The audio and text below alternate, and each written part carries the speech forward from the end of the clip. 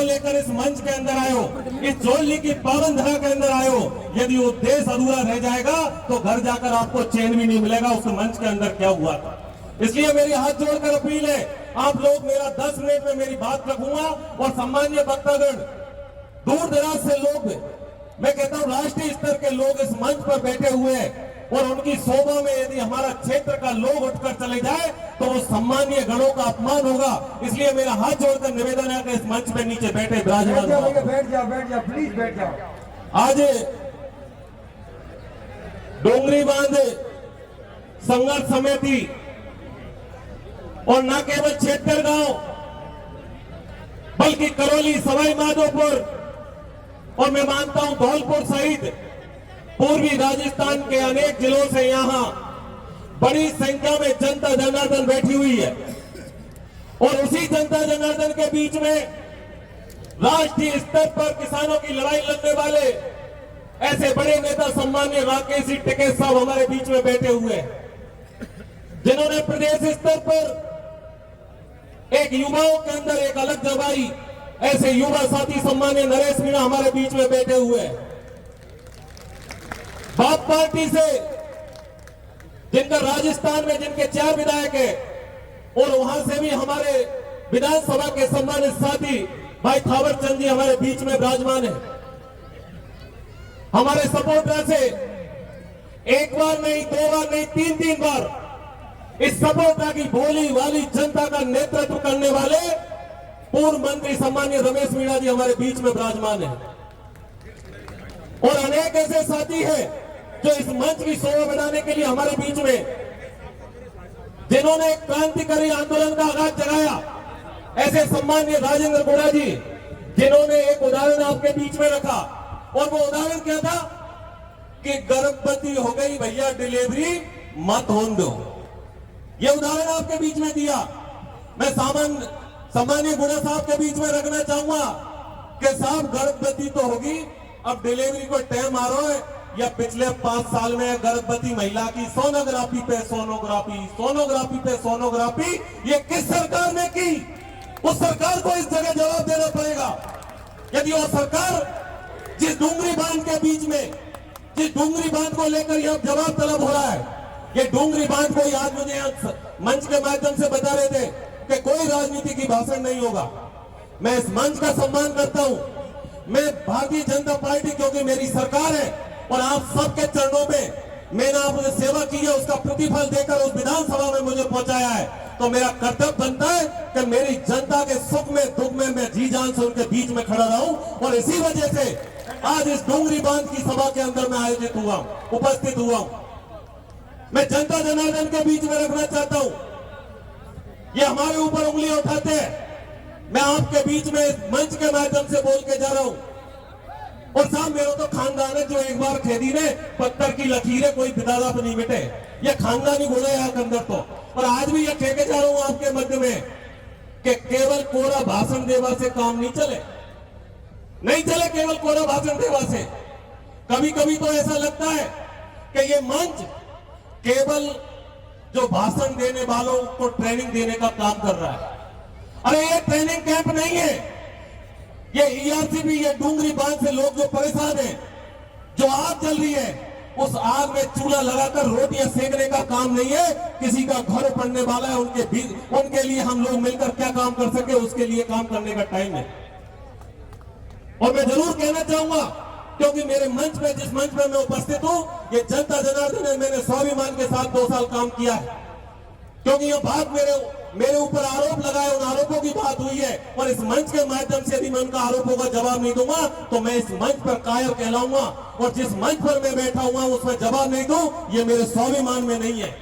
इसलिए मैं सम्मानित श्रोता बंधुओं, 2 साल के अंदर आप याद करो उस करणपुर की घाटी को। इसी जोड़ली गांव से एक वीर पैदा हुआ जिसका नाम रंगजी बाबा था।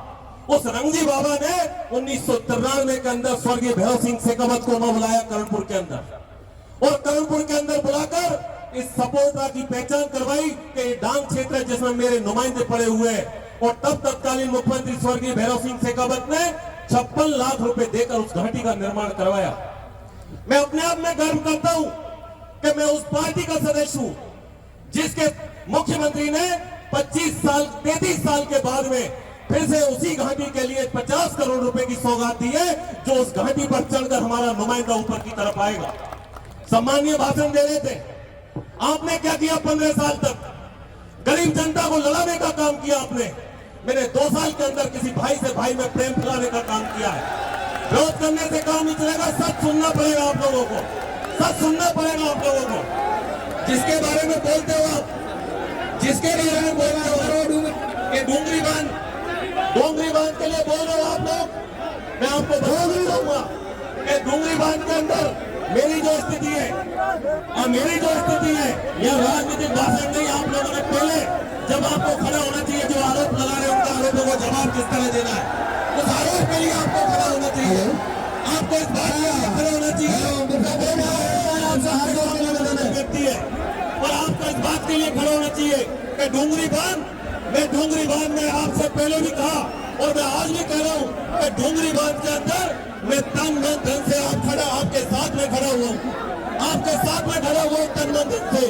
लेकिन भैया आप लोग जिस तरह के आरोप लगाए इस मंच के अंदर जिस तरह का आरोप लगाया आपने, आपको इस बात को समझना पड़ेगा कि डूंगरी बांध संघर्ष समिति है, जिनके लोगों से मैंने लगातार 3 दिन से मैं बात कर रहा हूँ। उन लोगों से कहा मैं इनकी माननीय मुख्यमंत्री जी, माननीय सिंचाई मंत्री जी, निर्णय होगा उस निर्णय से आप संतुष्ट नहीं है तो आपका विधायक आपके साथ में खड़ा रहेगा, यह आपको मैंने विश्वास दिलाया था। लेकिन जिस कार्यक्रम के अंदर हम उपस्थित हुए, उस कार्यक्रम के अंदर मेरे नेता के खिलाफ कोई गाली देगा, उसको हम लोग बर्दाश्त नहीं करेंगे। ये बिल्कुल कतई कहने की बात है, ये आप सबको बता रहा हूँ। भी आपसे हाथ खड़े जो लोग डॉक्टर देवरीलाल के बारे में आप गलत बोलते हो, आपको शर्म आनी चाहिए। आपका खुद का पता नहीं कब किस दौरे में बैठते हो, कब किस दौरे में बैठते हो, और उस राजस्थान के नेता के बारे में गलत बोलते हो, आपको शर्म आनी चाहिए। मैं इस बात को कतई बर्दाश्त नहीं करूंगा कि मेरे नेता के खिलाफ आप गलत बोल रहे हो, ये कतई बर्दाश्त नहीं होगा। इसलिए भैया प्लीज आपसे जनता जनार्दन यहाँ उपस्थित है, मैं जनता जनार्दन से निवेदन करना चाहूंगा कि आप खड़े हो जाए भैया प्लीज। आदरणीय आप, इसलिए मैं मेरी सरकार की ओर से जो आज आपके बीच में आया हूँ, उस सरकार के माध्यम से कहना चाहता हूँ कि हमारी सरकार आप सबके प्रति संवेदनशील है, और आप लोग अपनी कमेटी बना लो।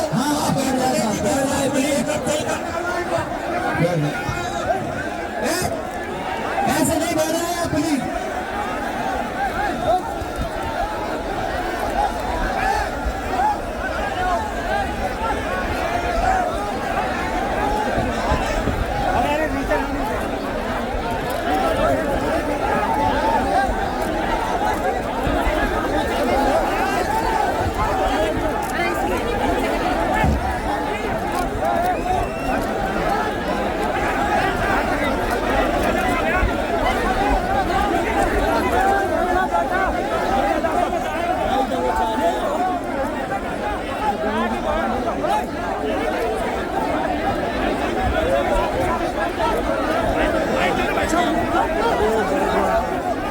तो बंद है।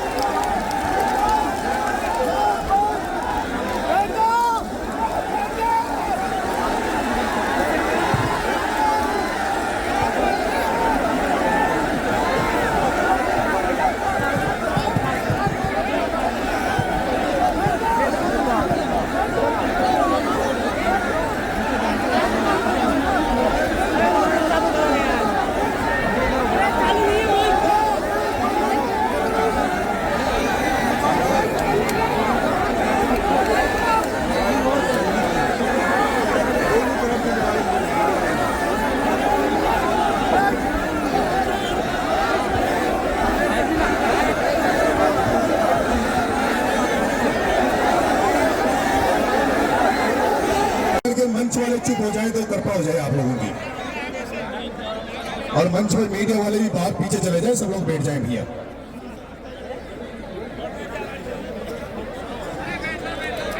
डोंगरी बांध आंदोलन के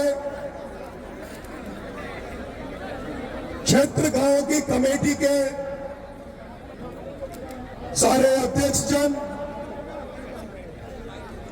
और इन 88 गांव और 88 गांवों में रहने वाले आदमियों को, उनके मकानों को, उनके पशुओं को, उनके आने वाले बच्चों का भविष्य को बचाने के लिए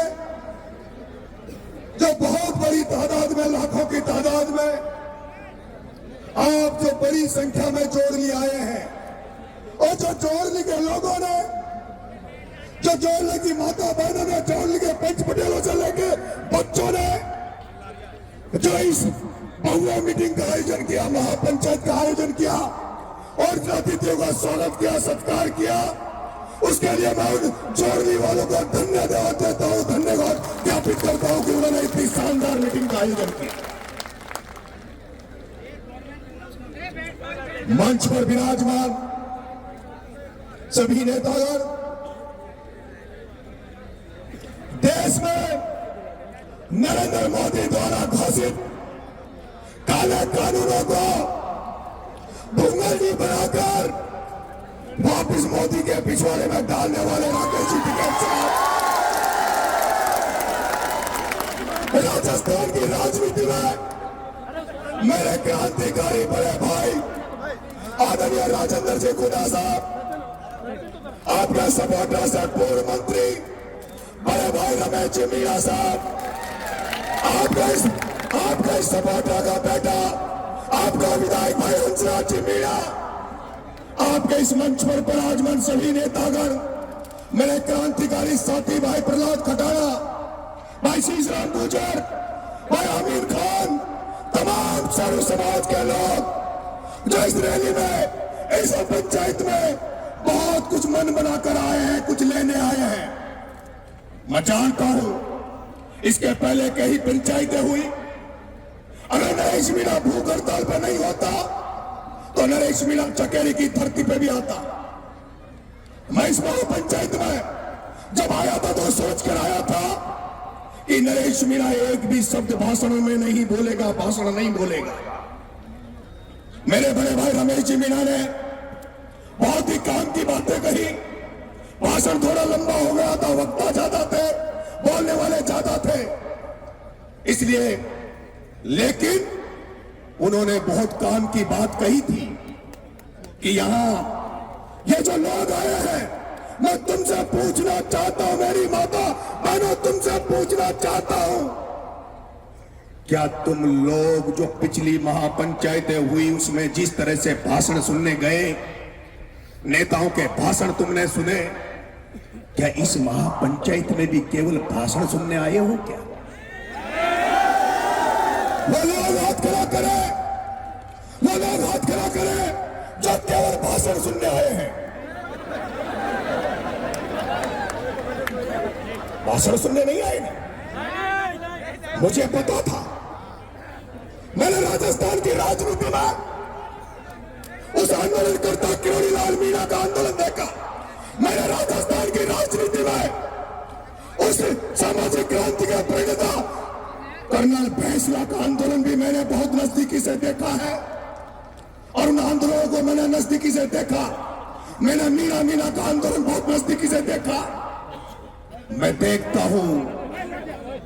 हूं जब कई आंदोलन होते हैं, मैं देखता हूं जब कई आंदोलन होते हैं और आंदोलन में बार बार पंचायतें बुलाई जाती है, बार बार मीटिंगें बुलाई जाती है, बार बार लोगों को पीले चावल बांटे जाते हैं, तो जनता के मन में एक भाव आ जाता है, भाव यह आ जाता है कि ये लोग आंदोलन के लिए लड़ाई नहीं लड़ रहे, ये तो केवल रोटियां सेक रहे हैं, इनको तो केवल अपनी नेतागिरी करना है।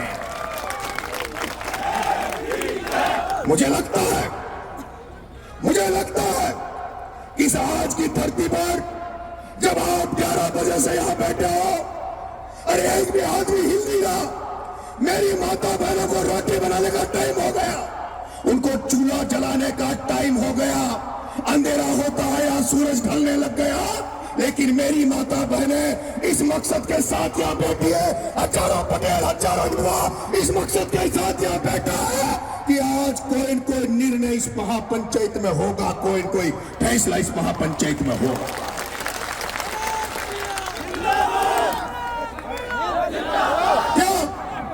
क्या आप फैसला चाहते हो?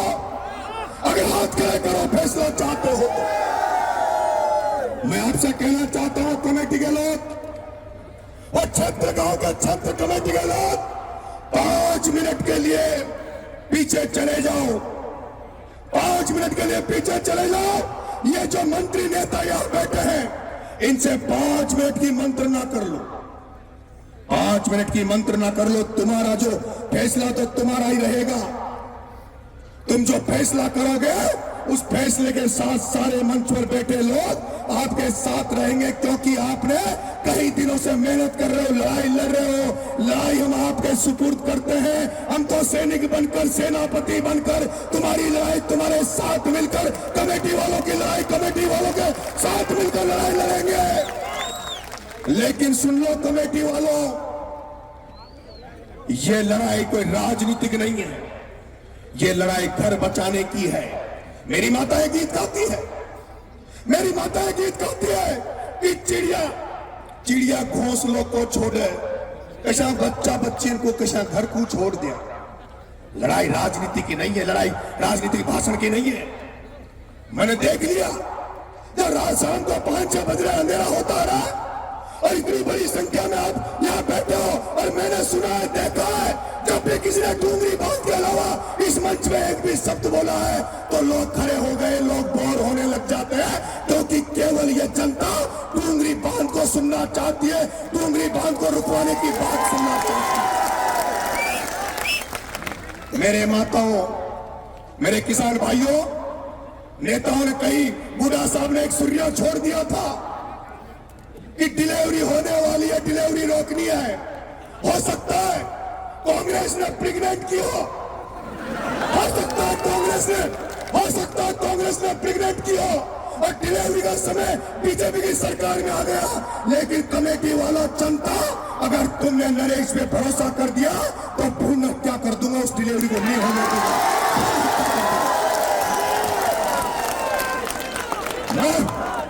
मैं कह रहा हूं, ना तो या कलेक्टर को बुलाओ, अरे मेरे भाइयों, ना तो कलेक्टर को बुलाओ। अरे कलेक्टर का इलाज तो मैंने समझाओ में कर दिया था। ना तो कलेक्टर को बुलाओ, ना मुख्यमंत्री से कुछ मांगो, ना सवाई माधोपुर में कलेक्टर घेराव का चेतावनी दो। मैं कहता हूं, अगर तुम आज रात भर के लिए यहां रुक गए, अगर तुम सोचते हो, तुम जानते हो, क्योंकि मैंने देखा इन 88 गांव में लड़कियां लेने वाले तो आ रहे हैं पर लड़की देने वाले नहीं आ रहे। लड़कियां लेने वाले तो आ रहे हैं लेकिन लड़की देने वाले नहीं आ रहे। उनको पता है कि हम इनको लड़की दे भी देंगे तो हमारी लड़की का क्या भविष्य होगा, उसका लड़की का ससुराल कहाँ होगा। अभी तो चोरली में है, अभी तो डूंगरी में है, अभी तो भूरी पहाड़ी में है। पता नहीं उस बेटी को कहाँ जाकर बसना पड़ेगा, पता नहीं मध्य प्रदेश जाना पड़ेगा या उसको डूंगरपुर जाना पड़ेगा, रेगिस्तान में जाना पड़ेगा। मैंने देखा है जब आंदोलन हुआ, कर्नल किरोड़ीलाल भैंसले ने जब रेलवे ट्रैक जाम किया तो इतने लोग नहीं थे जितनी तादाद में आज आप लोग यहाँ बैठे हो। मैं तो आपसे कह रहा हूं, ज्यादा लंबा भाषण नहीं दूंगा। मैं आपसे यह कह रहा हूं, नरेश मीणा खुद की गारंटी ले रहा है। नरेश मीणा, राजेंद्र गुडा और मेरे साथ आए हुए क्रांतिकारी साथी, जब नरेश मीणा 7 बच्चों के लिए 15 दिन भूखा रह सकता है, तो नरेश मीणा अगर तुम परमिशन दे दो तो अभी इसी जगह भूख हड़ताल पर बैठना चाहता है। इसी जगह डूंगरी बांध के लिए सुनो मेरी बात, मेरी माता बहनों, उस दिन को सोचना। अरे सोचो, उस गाजा को देखो, उस यूक्रेन को देखो, जिस गाजा पे इजराइल रोज बम फेंक रहा है, उस गाजा पे लोगों को रोज मार रहा है, लेकिन वो गाजा वाले अपनी धरती नहीं छोड़ रहे, अपने घर वालों को नहीं छोड़ रहे, वो जाने दे रहे। मैं कहना चाहता हूँ, कितने लोग यहाँ ऐसे हैं जो हाथ खड़े करना, जो इन जमीनों को बचाने के लिए लाठी खा सकते हैं। कितने लोग ऐसे हैं जो इस जमीन को बचाने के लिए जेल जाने के लिए तैयार हैं? कितने लोग ऐसे हैं जो इस जमीन को बचाने के लिए, आने वाले बच्चों के भविष्य को बचाने के लिए अपनी जान पर अपनी गोली खा सकते हैं? वो मत करें। मैं तुमसे कह रहा हूं, मैं अभी मेरा मन कर रहा है कि मैं इसी जगह भूख हड़ताल पर बैठूं और तमाम लोग रुक जाइए। मैं तमाम लोगों से निवेदन कर रहा हूं, जब हजारों लोग भूखे मर जाएंगे तो नरेश मीणा के मर जाने से क्या फर्क पड़ेगा? और मैं आपसे निवेदन कर रहा हूं, सुन लीजिए, जो कमेटी फैसला करेगी वो कमेटी करेगी, उसके बाद मैं फैसला लूंगा। लेकिन मैं मेरी मन की बात बता रहा हूं, आंदोलन रोज रोज नहीं चलेगा, रोज रोज वहां पंचायतें नहीं होगी। कलेक्ट्री का घेराव करके क्या कर लोगे तुम? क्या है कलेक्ट्री है क्या? मैं नरेश मीणा, अगर तुम मुझे ही नेतृत्व दे दो या कमेटी वालों मेरे से पूछ लो, कल भजनलाल के मंत्रियों को ला दूंगा यहाँ,